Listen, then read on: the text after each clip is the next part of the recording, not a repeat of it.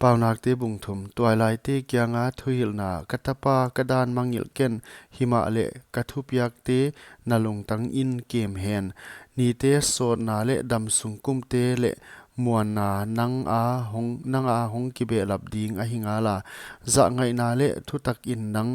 hon nu se ke hen nangong kim vel in vial in la nalung tang do kan tunga amau te gel in huchi in pathian le mi hing mit mu in dei sakna le thei siam na hoi namu ding hi nalung tang teng teng to pa a muangin la nangma thei siam na a kinga ken nalampi teng teng a ama thein la huchi in aman nalampi te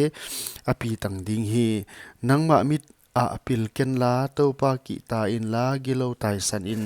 nalai ading in damna a hidinga nagu te ading in gu ngek navan in topa za takin napun na teng teng aga masa te to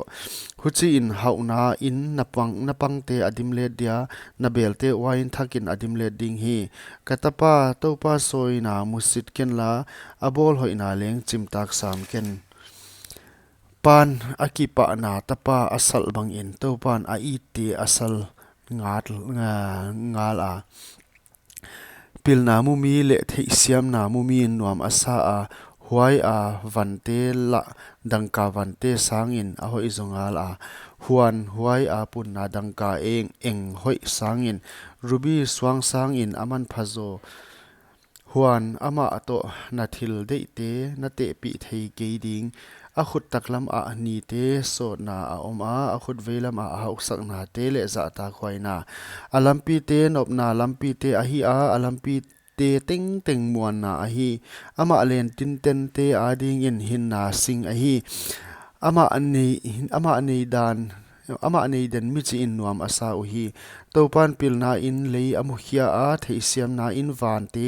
a hi kipta hi a thei ina in thuk na te akitam a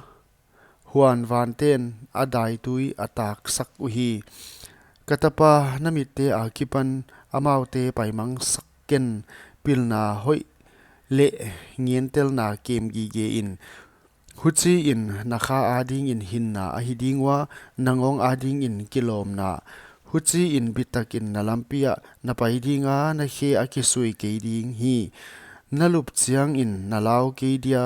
a hi nalum dinga na I mut alim ding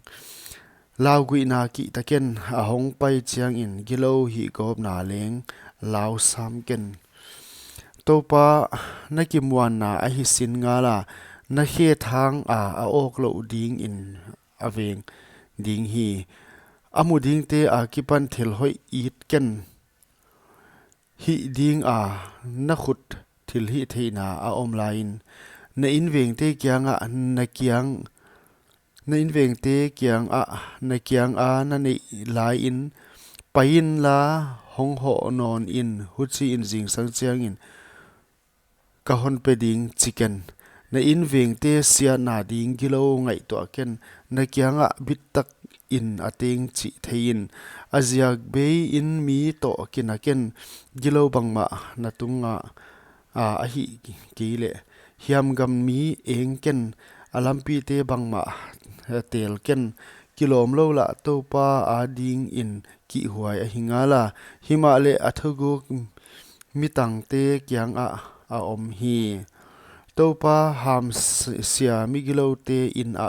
om himale midik tatte te na awal zol hi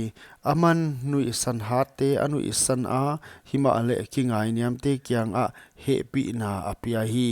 mi bilin thupi na go alwa ding himale zum na mi haite kai san na a hi ding hi